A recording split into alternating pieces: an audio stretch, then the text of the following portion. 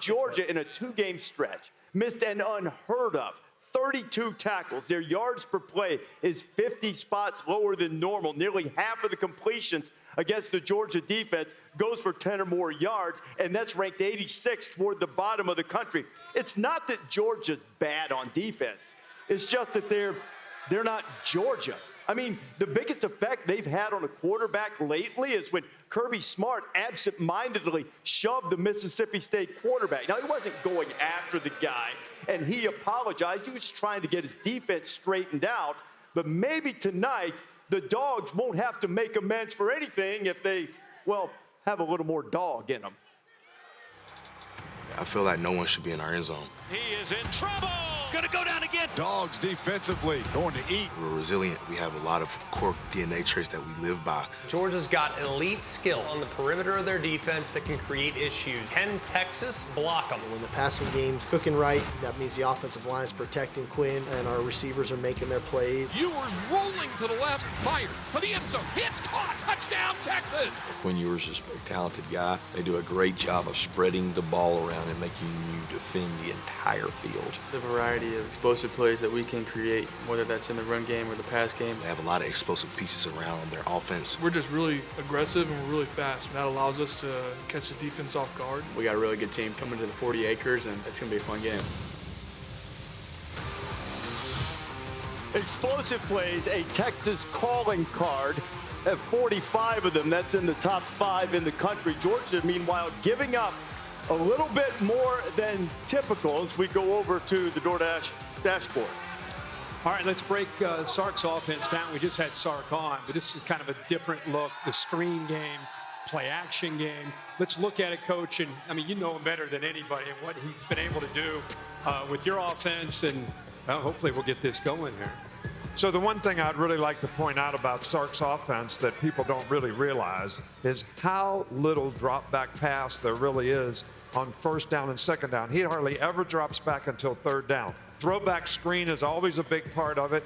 You see right here, the tight end is going to hold up, quarterback rolls away. Tackle is looking for who has the tight end, slips, blocks them, makes an explosive play. And look pre-snap. You get trips, you get the back to the right. Everything's telling the defense, we're going this way. And, you know, Sark knows. And look at them. They're completely locked in. In this formation, he's going to get single coverage back on the tight end. So now you block the guy that has him, and you have a chance to make an explosive play. That's a first rounder, that left tackle, Banks. He moves around. A big part of this offense. There he is again. And then here's a wide receiver screen. We call this a slip screen. Watch 78 here. He's going to allow the defensive end to beat him upfield. As soon as he does, throw him by. Go block number 2. Receiver's going to block number 1, which is the tight end in this case, to get the matchup that you want. And then 78 goes and blocks the next guy, and Isaiah Bond's going to make a big play. Again, making people tackle in space. Absolutely. And, Coach, again, the left tackle's feet. Look at this offensive line. I mean, the athleticism on this offensive line with the outside zone, the screen game, the way they have to get out there and help out at that second level is amazing. So this is 2 explosive plays, not a drop back pass. Right.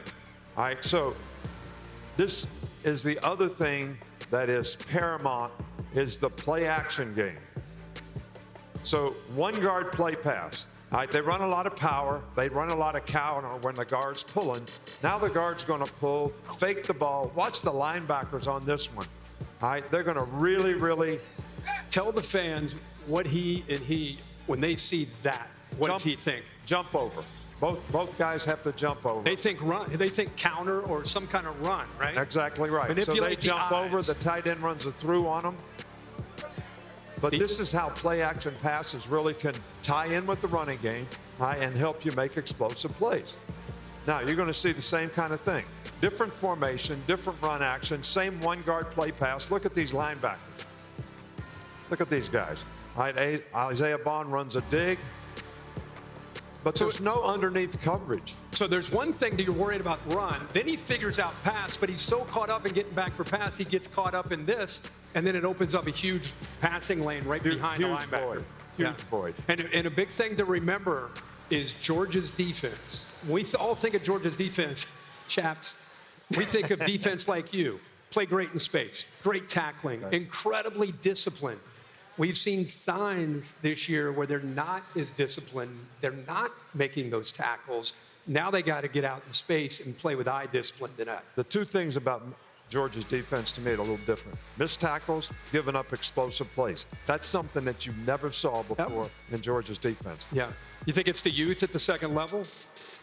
Well, they got some guys injured, but secondary's got to play better, and they don't have the real pass rusher up front to affect. That's what I was about to say, because we watched the Alabama game together, especially in that first half, and they couldn't get any movement up front defensively, so no pass rushers. Because to me, that's where it all begins with the Georgia defense. If they didn't have the G's on the side of their helmets, I would have never recognized them as a Georgia defense. And in their defense, Michael Williams is their game wrecker, and he's been banged up since the Clemson game. But, you know, those guys always had like two or three there, rotate them through. Jalen Walker's got to go off. Yeah, absolutely. He's played like 15 snaps since the Alabama game. Yeah, let's not talk about the Chaps, although they are fantastic. I think they gave up, like 300 yards, their freshman Mississippi State quarterback, and then Kirby was losing his mind. Yeah. I wonder if all these close games, though, are good for that defense or bad for that defense. A lot of film bad for the Georgia defense that Kirby can get on them for. I wonder what today will look like.